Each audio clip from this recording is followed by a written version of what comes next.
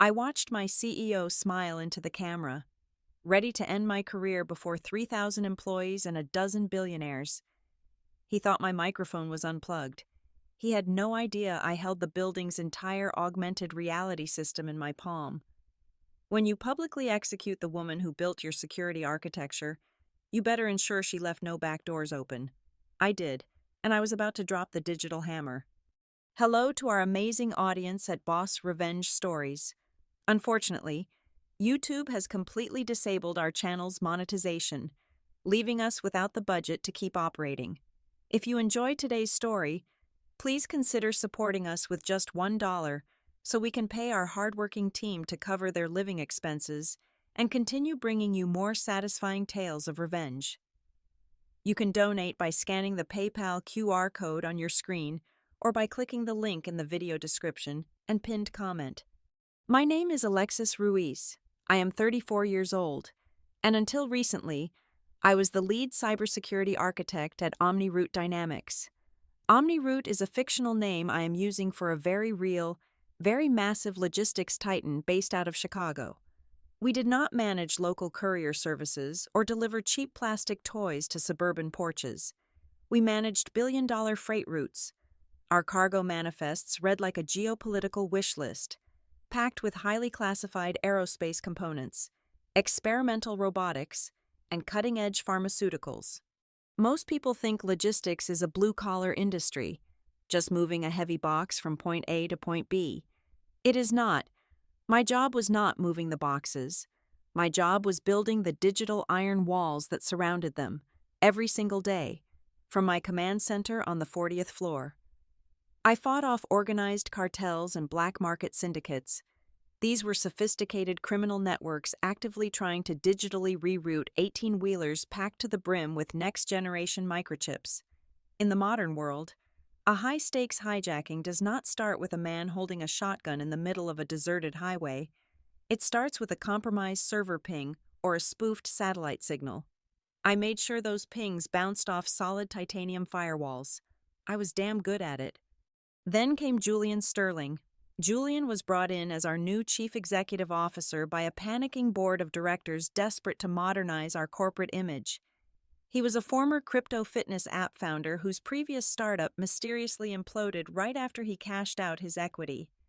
He walked into our Chicago headquarters wearing an endless rotation of tailored tech vests, flashing a set of aggressively expensive porcelain veneers, and drinking green sludge from a mason jar.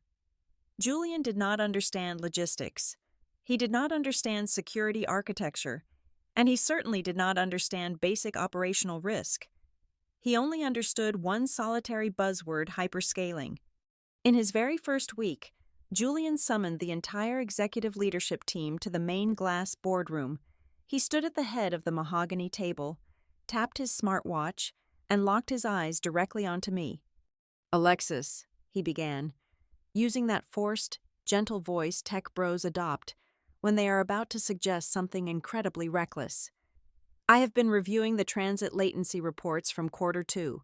Your geofence verification protocols are causing a 12% lag in our delivery times. We are bleeding market share to our competitors because our trucks have to ping your security servers every 50 miles. It is a massive bottleneck.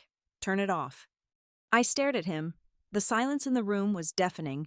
The vice presidents of operations and finance were suddenly very interested in their blank notepads, far too terrified of the new boss to speak up. "No," I said, my voice flat and unwavering. Julian blinked, his perpetual smile faltering for a microsecond. "Excuse me. I will not turn off the geofence verification," I explained, speaking slowly and clearly so the rest of the silent room could hear. "That protocol is the absolute last line of defense preventing a remote override of our automated routing systems. If I remove the geofence, anyone with a standard decryption key could spoof a truck's GPS receiver and hijack a payload entirely digitally. We are hauling aerospace tech and controlled medical supplies. Julian, if a load goes missing on your watch, it is not just a lost package. It is a federal investigation." Julian did not yell. He did not throw a tantrum or slam his fists on the table. Instead, His lips curled into a cold, dead smile that did not quite reach his perfectly groomed eyes. He nodded slowly, exposing those bright white teeth. "Understood, Alexis," he whispered smoothly. "We will circle back to this optimization later." He did not argue further. He smoothly pivoted to the next item on the agenda. But as the meeting dragged on, a sharp chill settled into my bones. I knew exactly what that dead smile meant. I had just drawn a hard line in the sand. I had made a very powerful, very petty enemy on day one, and the brutal campaign to destroy my career had officially begun. Julian did not fire me the next day. That would have been too obvious, and far too legally messy for human resources to sweep under the rug without triggering an automatic audit. Instead, he simply built a wall around me. Less than 48 hours after our initial boardroom confrontation, Julian introduced his weapon of choice. He brought in a boutique management consulting firm that aggressively called themselves the Growth Hackers. They were led by a spectacularly unqualified, slick-haired man named Brock, who wore crisp white sneakers with custom-tailored suits and communicated almost entirely through hollow corporate buzzwords like paradigm shift and agile disruption. Under Julian's direct written orders, Brock and his team of arrogant analysts were granted unprecedented, system-wide executive bypass codes. I watched the digital access logs populate on my monitor, my stomach twisting into a cold, heavy knot. The very foundations I had spent over 5 years fortifying were being systematically dismantled from the inside out. Brock's team immediately began silently overriding my baseline security protocols. Their goal was simple, reckless, and incredibly dangerous: boost the profit margins for Q3 at absolutely any cost. To achieve this, they completely stopped using our vetted, bonded, and heavily insured transport fleets. Instead, they began routing our most high-value shipments through a dark network of cheap, unvetted, third-party shadow carriers. It was the logistical equivalent of sending a bank vault through a dangerous neighborhood in the back of a rusted pickup truck. The tension inside my command center was suffocating.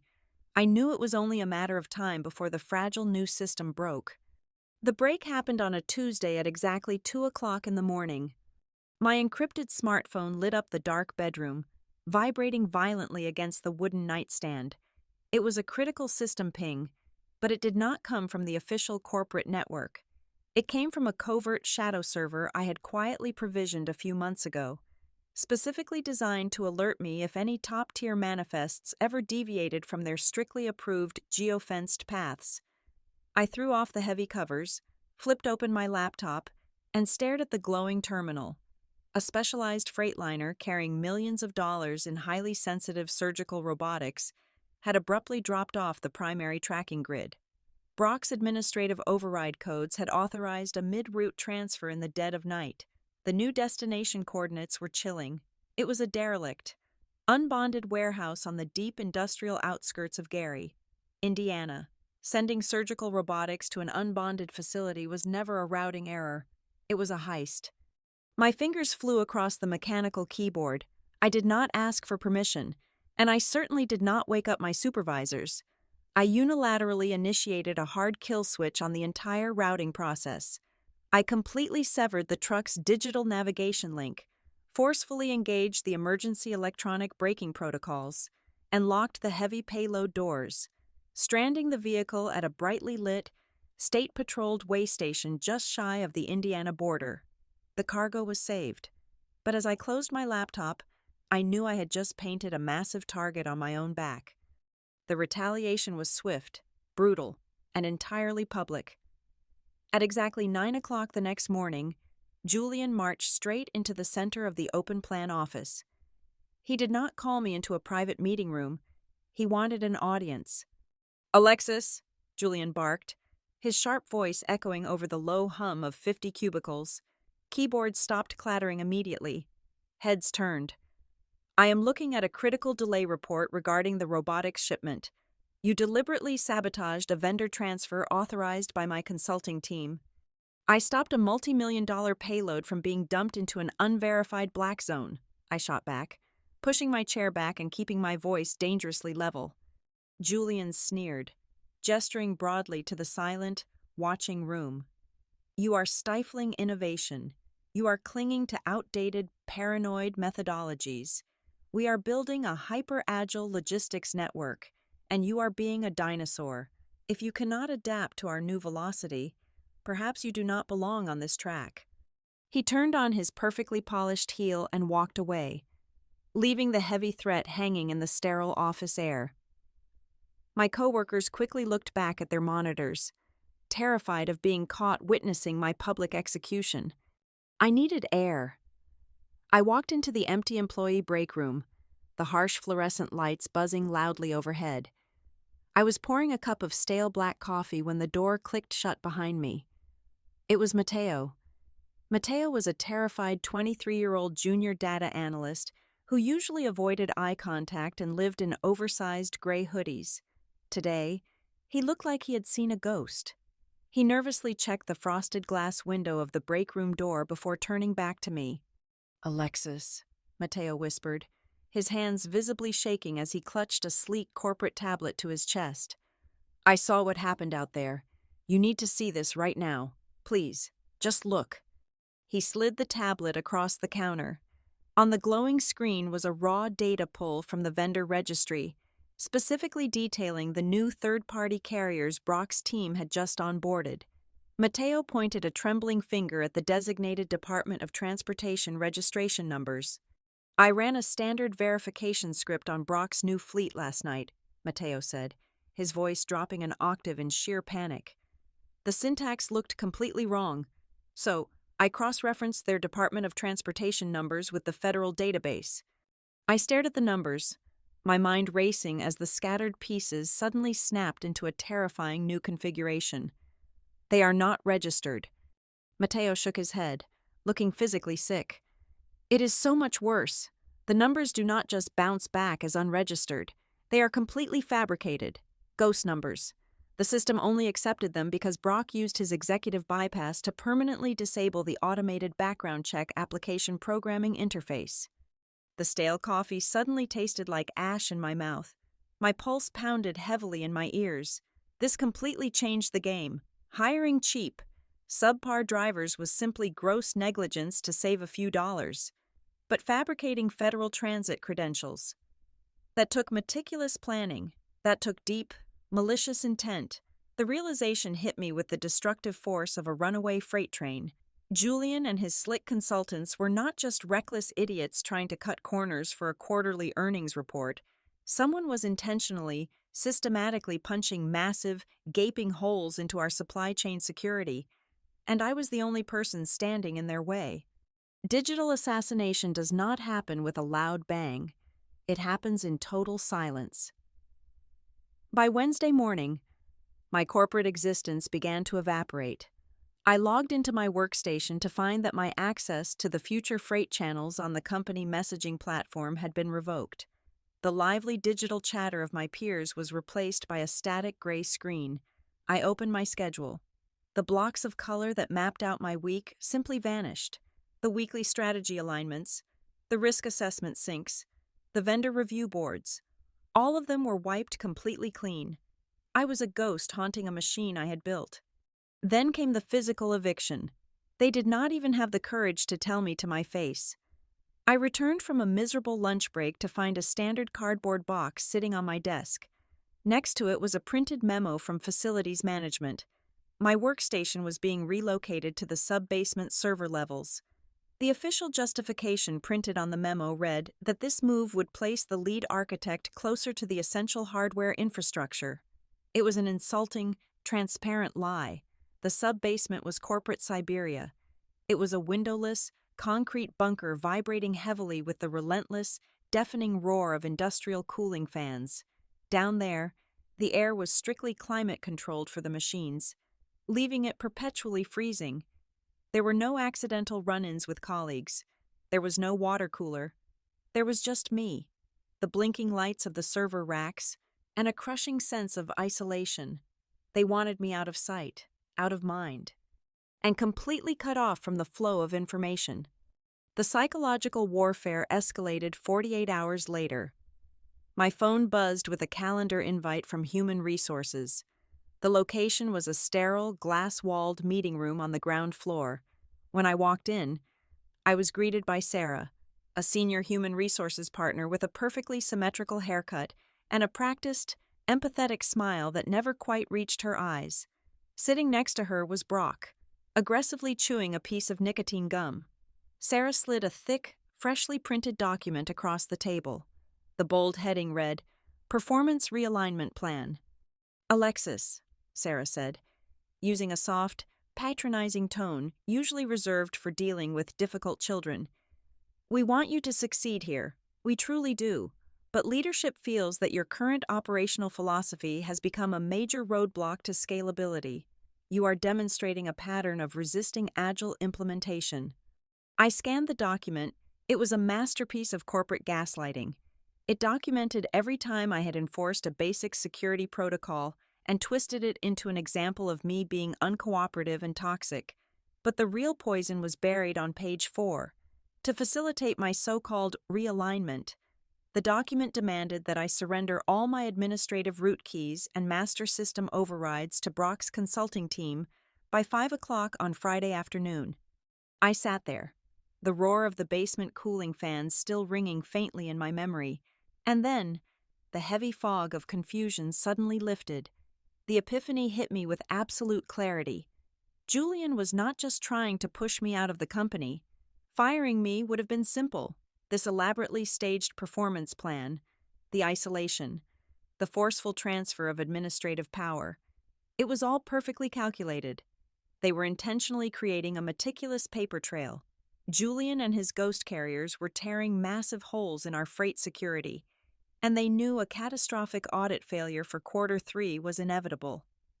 When the federal regulators and the board of directors inevitably came looking for the person responsible for the unsecured network, Julian would hand them my file. I was not just being fired. I was being meticulously groomed to be the sole scapegoat for a multi-million-dollar federal crime. Anger flared hot in my chest, burning away the despair. If I fought them right now, if I screamed or threatened legal action, they would immediately lock me out of the building. I would lose my physical and digital access before I could prove a single thing. I needed time. I needed them to think they had won. I looked down at the thick document. I let my shoulders slump. I forced the muscles in my face to relax, painting on a mask of complete, utter defeat. I took a slow, shaky breath, making sure Sarah and Brock saw the fight leave my eyes. "Okay," I whispered, my voice intentionally small and broken. "I understand. I will sign it." Brock smirked, leaning back in his chair and folding his arms behind his head. The absolute arrogance radiating from him was nauseating. Sarah produced a heavy silver pen, and I signed my name on the dotted line, officially surrendering my fortress to the barbarians. But as I walked back down to my freezing concrete bunker to initiate the transfer of the root keys, my mind was entirely focused on the counterattack. I had to hand over the administrative credentials by Friday, which meant I had roughly 40 hours of unlimited access left. It was more than enough time. I opened my master terminal and began typing. I did not target the main freight routing servers. Brock would be watching those closely. Instead, I aimed for something they fundamentally ignored because it did not directly move the cargo. I targeted the augmented reality warehouse management system. OmniRoute relied on a massive, state-of-the-art augmented reality presentation system for the main warehouse floor. It projected complex logistics data onto massive holographic displays for the floor managers. It was a flashy, highly expensive toy that Julian loved to show off to visiting investors. While I formally packaged my administrative keys to hand over to Brock, I silently embedded a highly sophisticated, completely dormant observer script deep into the augmented reality source code. It was a digital parasite, designed to sleep completely undetected within the visual presentation layers. It had no power to change the routing data, so it bypassed all internal security alarms. Its only function was to wake up on my exact command, bypass the standard display feeds, and mirror my personal terminal directly onto the warehouse's massive screens. They thought they had stripped me of my weapons, They did not realize I had just wired the entire battlefield with explosives. The concrete bunker became my war room. The rhythmic, deafening hum of the industrial server cooling units became the soundtrack to my exile. Stripped of my official executive credentials, I was formally blind to the primary logistics dashboards. But Julian and his slick consultants fundamentally misunderstood how a system administrator works. They assumed that by taking my keys and moving my desk, they had removed me from the game. They forgot that an architect always knows the structural blueprints better than the temporary tenants. I did not need front door graphical interfaces. I used the raw, unpolished command line terminals on the legacy maintenance servers left rotting in the basement. From the shadows of the sub-basement, I initiated my private audit.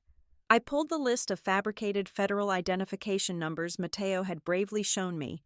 I wrote a silent, aggressive web scraper, a ghost program that relentlessly crawled through public state transport registries, matching corporate tax filings against those fake Department of Transportation credentials.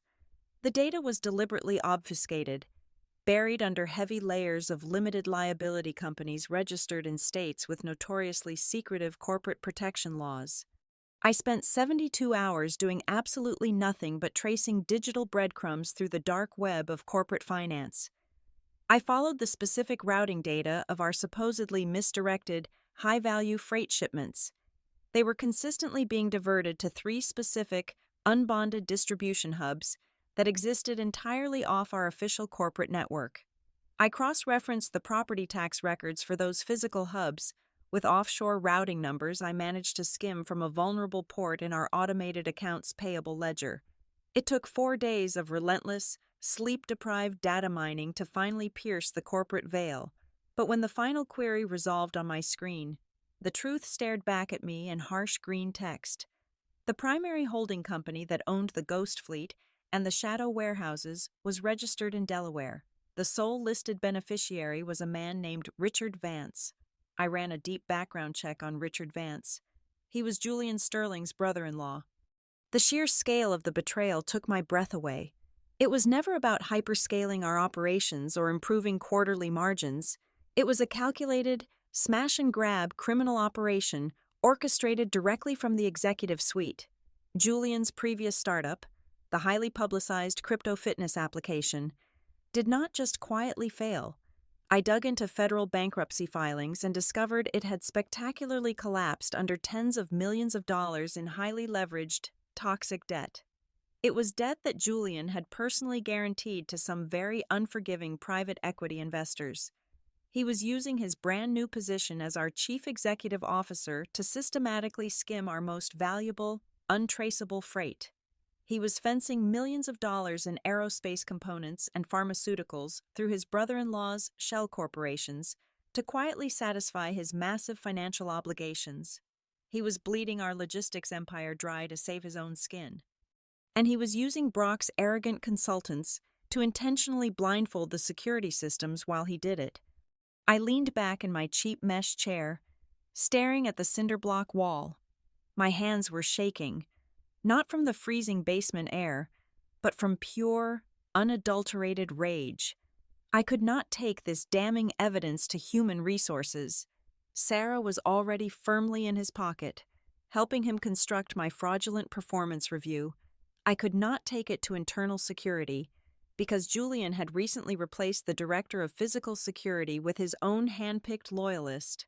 Going to the federal authorities right now with stolen, circumstantial digital evidence would just give Julian the time he needed to physically destroy the compromised servers and publicly blame the entire breach on my documented negligence. I needed to bypass the standard corporate chain of command entirely. I needed an audience that possessed the immediate, unquestionable authority to terminate a chief executive officer on the spot.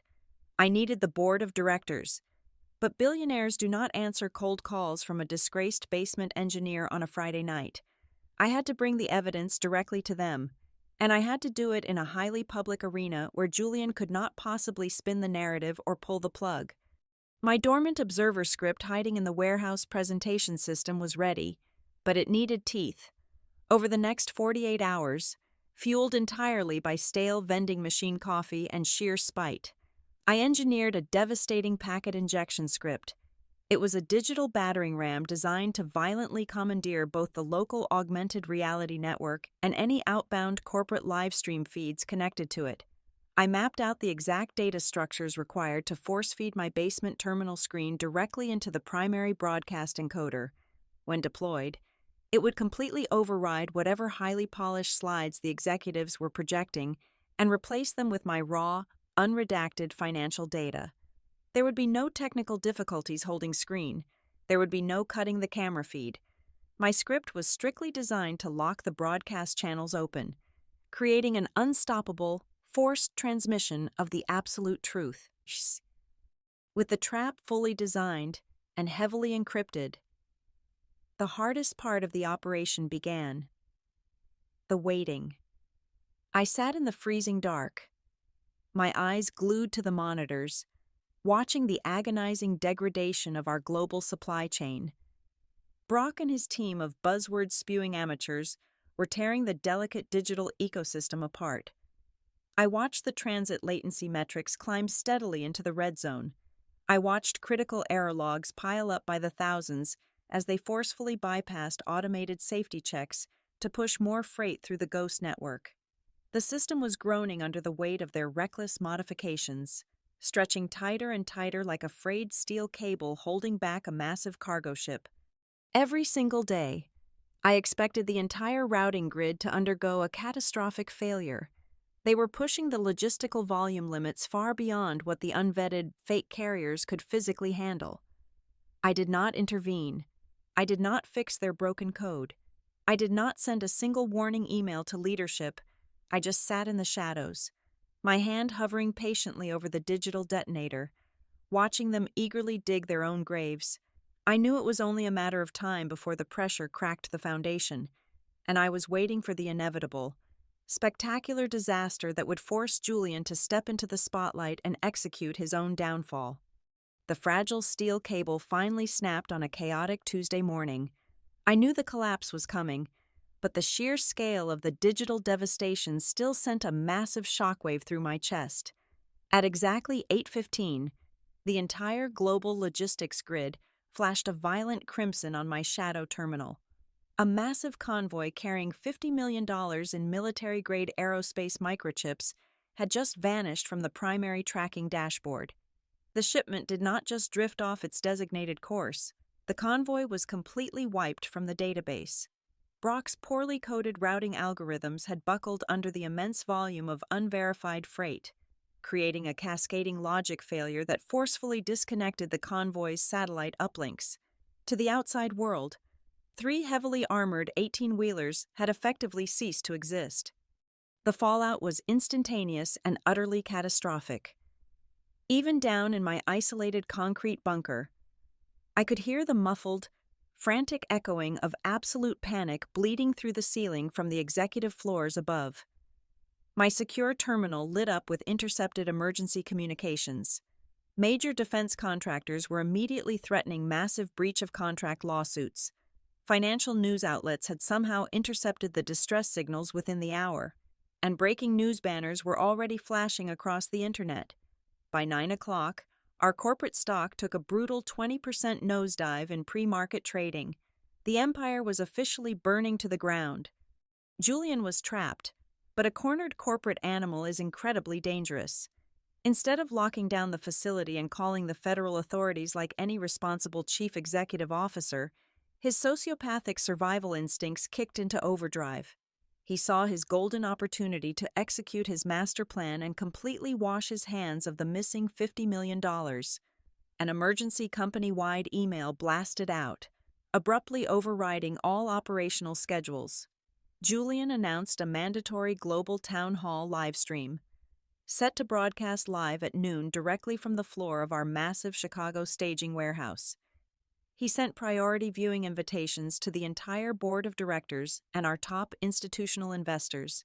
He was going to stand in front of 3,000 terrified employees and a dozen billionaires to control the narrative. He was going to use his biggest stage to publicly execute his scapegoat. Exactly 10 minutes before the live stream was scheduled to begin, my terminal screens abruptly died. The glowing text vanished, replaced by a harsh, blinding white message stating that my administrative credentials had been permanently revoked. I walked over to the heavy steel door of the server room and tapped my physical keycard against the scanner. A sharp, angry buzz echoed in the hallway, and the indicator light flashed solid red. They had locked me out of the network and revoked my physical access to the upper executive levels. I was effectively trapped in the basement, digitally gagged and physically blindfolded. They were so meticulously thorough with the front doors, but they remained entirely blind to the deep foundations. They had stripped my primary network access, but they completely forgot about the legacy audiovisual maintenance portal. 5 years ago, during a massive software migration, the warehouse's augmented reality projectors kept losing synchronization with the main server. To save time during the install, I had quietly hard-coded a permanent, encrypted backdoor directly into the physical broadcast switches, allowing me to manually reset the projectors without ever logging into the main corporate network. I never documented that access point in the official company manuals. It was a ghost in the machine, and it was still very much alive. I did not panic. I simply reached into the bottom drawer of my desk and pulled out a heavy, unmarked emergency laptop that operated entirely independent of the corporate grid. I patched a physical Ethernet cable directly from my laptop into the dusty, forgotten audiovisual switchboard bolted to the concrete wall. My fingers danced across the keyboard, instantly bypassing the revoked security clearances and sliding seamlessly into the warehouse broadcast network. I was in. I carefully unplugged the laptop, slid it into my black leather messenger bag, and walked out of the freezing server room. My badge could not open the elevators to the executive suites, but the heavy service doors leading straight out to the ground-level warehouse floor were strictly mechanical. I pushed through the heavy metal fire doors. The transition from the dead silence of the sub-basement to the deafening roar of the main staging facility was jarring. The warehouse was cavernous, easily big enough to hold 4 commercial airplanes side by side. Thousands of nervous employees were crowded onto the cold concrete floor, their eyes glued to the massive augmented reality screens hovering above the brightly lit temporary stage. I kept my head down, blending seamlessly into the anxious crowd. I slowly navigated through the sea of safety vests and crisp suits, moving methodically toward the very back row of the massive audience. I unzipped my bag just enough to rest my right hand comfortably on the laptop keyboard. The town hall was about to begin, and I was armed and ready. Julian strode onto the brightly lit stage. The cavernous warehouse was completely silent except for the low hum of the massive augmented reality projectors hovering above. He was sweating heavily, the harsh stage lights reflecting off his forehead, but he wore that same arrogant, dead smile. He adjusted his perfectly tailored vest and leaned into the podium microphone. "Good afternoon, OmniRoute team, and to our distinguished board of directors joining us on the secure live stream," Julian began, his voice echoing across the cold concrete floor. "Today, we faced a severe operational anomaly, an anomaly that resulted in the catastrophic loss of $50 million in critical aerospace assets." He clicked a sleek remote in his hand. The massive holographic screens behind him shifted to a perfectly designed, completely fabricated timeline. The header on the slide read, "Legacy Security Protocols Failure." "For weeks, my consulting team and I have tried to modernize our infrastructure." Julian lied smoothly, playing the role of the tragic, hindered leader.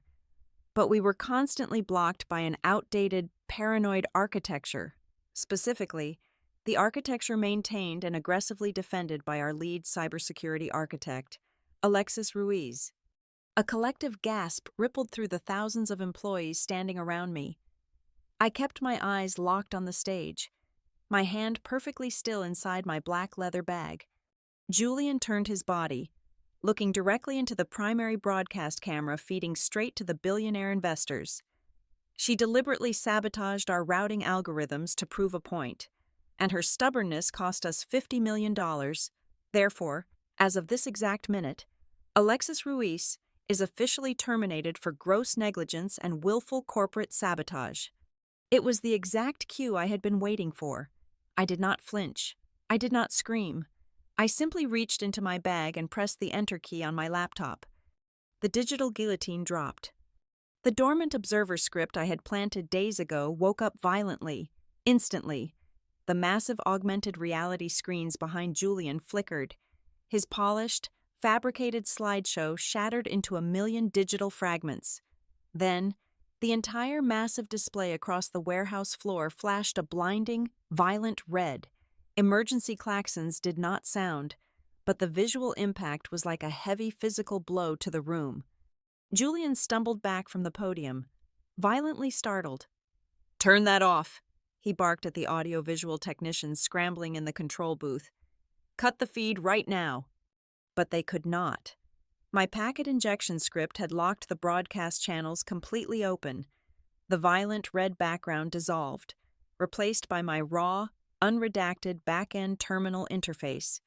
To the 3,000 employees and the horrified board of directors watching live, my command lines were 50 feet tall. I executed the next command.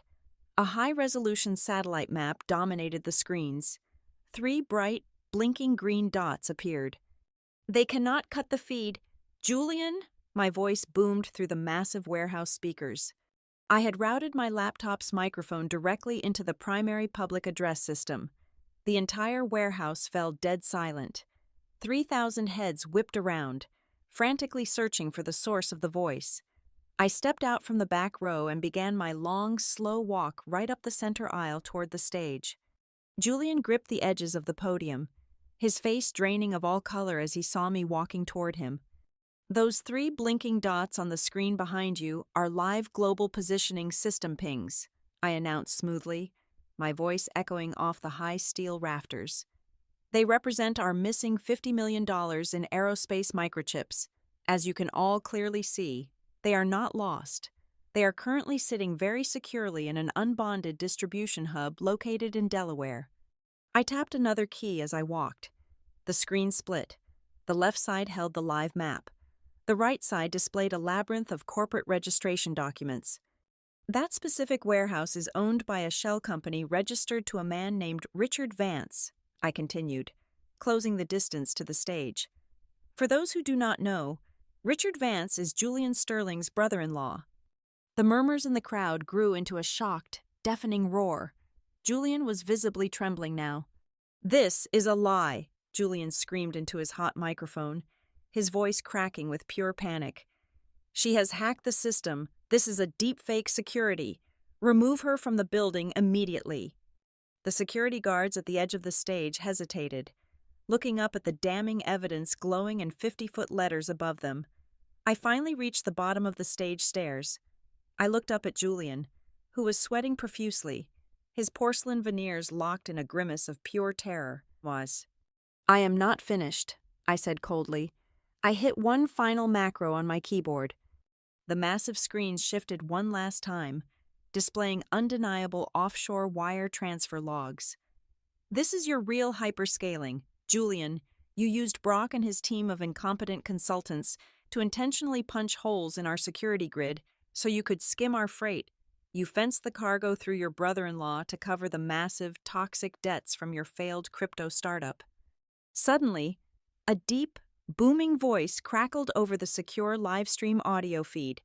It was the chairman of the board, watching everything unfold from his office in New York. "Julian," the chairman's voice was like grinding stone, "step away from that podium immediately. Do not say another word." "Listen to me. She is fabricating this data," Julian pleaded, his arrogant facade completely shattered.